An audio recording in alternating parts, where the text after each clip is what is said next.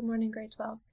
I am going to go through 3.3, part 3 with you. Mr. Thomas has not previously done this video. So let's open up to the notes, page 7 to 10. You'll notice this should be labeled part 3 in your notes. Okay, we're looking at evaluating limits that are going to infinity of, first of all, rational functions. The first strategy we're going to deal with, or the first concept we're going to try to understand, is dividing by infinity. In this first example, if we use substitution, if we put infinity in for x, we're going to have 1 over something very huge, very large. We know that 1 divided by something very huge gets very, very close to 0. We're going to use that strategy or that idea over and over. Okay, b, same thing. 4 is divided by infinity cubed. Very, very small. The limit approaches 0. These rules, if you want to look at them, are page 131 and 132. Okay, let's look at question C. Let's try to draw this rational function. Since we know how to do that, in Unit 2 we looked at that. Okay, looking at the vertical asymptotes, we look at the denominator. We see that when x is negative 3 over 2, that makes the denominator 0. So at negative 3 over 2, there's going to be an asymptote. It's a sketch, so we'll draw it there. Horizontal asymptote now, the degree in the numerator and the denominator are equal. So the horizontal asymptote is going to happen at a ratio of their leading coefficients, which is 6 over 2, which is at 3, which is about here. Okay, the y-intercept, that comes from the ratio of the constant terms, so we can see negative 5 over 3 is where it's going to cross the y-axis. Let's say that's about here. So from this drawing, I know that the y, it's going to come there, it's going to curve around, get infinitely close to the asymptotes, but never touch. So the limit then, as x approaches infinity, so we're looking here, as x goes towards infinity, the graph will get infinitely close to this asymptote but not touch. We see the y value will be, the limit for the y value will be 3. You can see that from the graph. So here's the strategy we're going to use. Write this down. We're going to divide each term by the greatest power of x in the denominator. So mathematically, we want to show what this graph showed. So let's apply that strategy. We're taking the limit as x approaches infinity, and the greatest power of x in the denominator is x to the power of 1. So each term, 6x, we're going to divide by that, divided by x, minus 5 divided by x, all over 2x divided by x, plus 3 divided by x. Okay, we can cancel a few things out. The limit as x approaches infinity, 6x divided by x will be 6, subtract 5 over x, all over, the x's will cancel, we'll be left with a 2 plus 3x. So now the idea that we talked about in questions A and B, we see that 5 divided by x, or 5 divided by infinity, gets very, very small, as does 3 divided by x. So those will both approach 0, and so we're left with an answer of 6 divided by 2. We know then that the limit as x approaches infinity of this rational function is 3, exactly what our graph showed. I'm going to give you a second to sketch the graph of D. I'm going to do it too. Okay, the degrees in the numerator and the denominator are the same, so we'll have a horizontal asymptote at a half. I'm not going to factor the denominator, but you can do that and find the zeros to tell us our vertical asymptotes, which will happen about here and about here. The y-intercept, 1 over negative 1, we see the y-intercept will be negative 1. So just looking at those asymptotes and the y-intercept, my graph must look something like that. That's a rough sketch. So the limit as x is going to negative infinity. So as x is approaching negative infinity, we see that happening right here. What does it get infinitely close to? Well, this asymptote gets infinitely close to the half. So we see here that this limit should be a half. Let's do it mathematically. We use this strategy up above, and we divide each term by the greatest power of x in the denominator, which in this case is x to the power of 2. The limit as x approaches negative infinity, see, is x squared over x squared plus 1 over x squared all over 2x over x squared plus 3x over x squared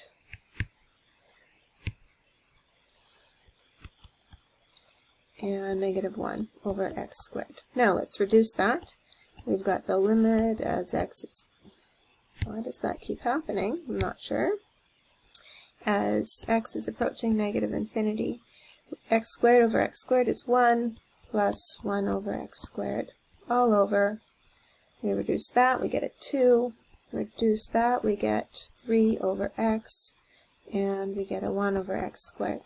So, same idea, approaching 0, approaching 0, approaching 0, and we're left with then the limit of 1 over 2, exactly as our graph showed.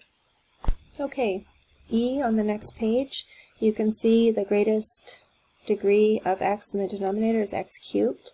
So in the next step here, I have divided each term by x cubed.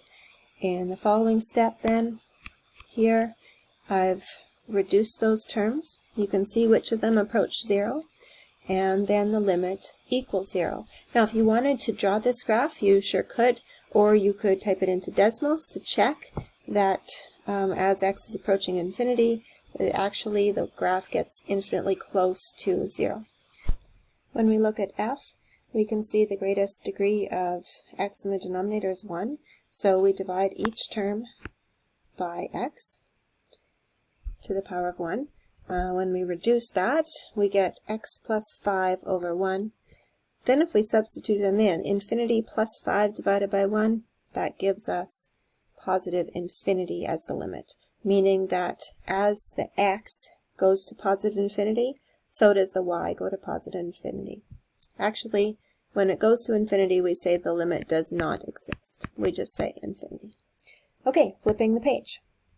So we're still looking at limits that go towards infinity, but now we see that there's going to be radical signs involved. 2 steps here. Step 1, take out a common factor from the radical term. And step 2 would be to take out a common factor from the other expression. In that case, this means the denominator. Okay, let's have a look at it. Limit as x is going to infinity. Now, underneath the radical sign, we want to take out a common factor. That's in this step. We want to take out a common factor, a square, so that we can take the square root of it. So in this case, let's take out the x squared. We know that the square root of x squared will just be x, so that'll be handy. Then, from that trinomial, we are left with a 4 and a minus 1 over x, if we've taken an x squared out of that term, and we're left with an 8 over x squared. In the denominator then, looking at step 2, we're going to take a common factor out of that. What we want to take a factor out that's going to cancel with the factor from the numerator. So, let's take out, on the bottom, an x squared. If we take an x squared out of that binomial, we've left the 1 plus 9 over x squared. Okay. We've got now the limit as x is approaching infinity. Now the square root of x squared will be a plus or minus x. That comes from right here, the square root of x squared. And we're left with then, this approaches 0, this approaches 0. We're left with, under the root sign, a 4, which I guess we could just say the square root of 4 is 2. We'll write the 2 right there. On the denominator, we can see that this is going to approach 0, and x squared times 1 will just be x squared. So let me write this again so it looks a little nicer. We've got the limit as x is approaching infinity, positive or negative 2x over x squared. If we reduce that, like the sound effects, we've got the limit of x going to infinity of plus or minus 2 divided by x.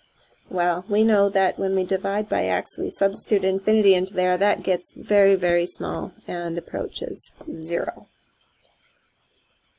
Looking at b, we're taking the limit of x as it approaches negative infinity this time. We see underneath the root sign, we can factor out an x squared. We'll be left with a 1 plus 1 over x minus 2 over x squared. All over. Here in the denominator, we'll factor out just the x. We'll be left with a 1 plus 1 over x.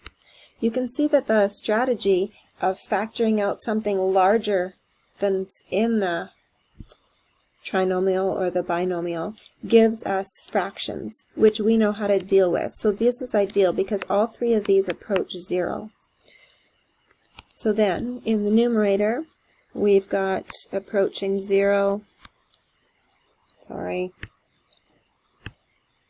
and approaching 0 here in the denominator. So we've got the square root of x squared multiplied by 1, which is just positive or negative x, over, in the denominator, x times 1 will just be x. Okay, now, we need to take into account here, we are finding the limit of x as it approaches negative infinity. So we know that x is going to be negative.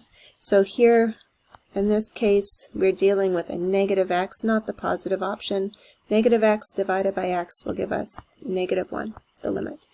All of these questions, if you want to graph them or throw them into Desmos, you're going to see that this is the limit in a graphical form. Okay, still looking for limits, but we're involving an absolute value now. So we need to consider what this absolute value means for the limit we're looking for. In this case, x is approaching 3 from the left. Let's draw a little number line here and do the sign analysis on this x minus 3 factor. It's going to be 0 at 3. On the right, it'll be positive. On the left, it's going to be negative. Now, we're looking at the limit as x approaches 3 from the left. So we can see that this absolute value is going to be negative in the area or the region we're looking at. So here's what we need to insert for that absolute value. So we are actually looking for the limit as x approaches 3 from the left of x minus 3 over negative x minus 3. That's what the absolute value is going to evaluate to in the region we're looking at. Okay, that can cancel out, and we see that our limit here will be negative 1. Again. Okay, here's the work for B. You can pause it and have a look at it. Okay, lastly, when looking at piecewise functions, you have to make sure you use the right piece. So in the first question, x is approaching 4, you would use equation 1 because here it says x has to be greater than 1. The second thing about piecewise functions is you need to check, so these C, D, and E show you that they're approaching a limit at 1, which is the end point of these pieces. So you need to check from the left and from the right to see if the limit exists or not. We see the answers here of 32, of positive 1/3. Here we approach 1 from the right, it's going to equal negative 1. Here we approach 1 from the left, it's going to equal negative 3. Therefore, at 1, these are not equal, these two are not equal, so we say the limit does not exist. Okay, so get to the assignment. If you have questions, please reply, message, FaceTime, email, etc. You can give all or even or odds of this assignment a whirl. Good luck, calculus kids. Miss you! Exclamation mark.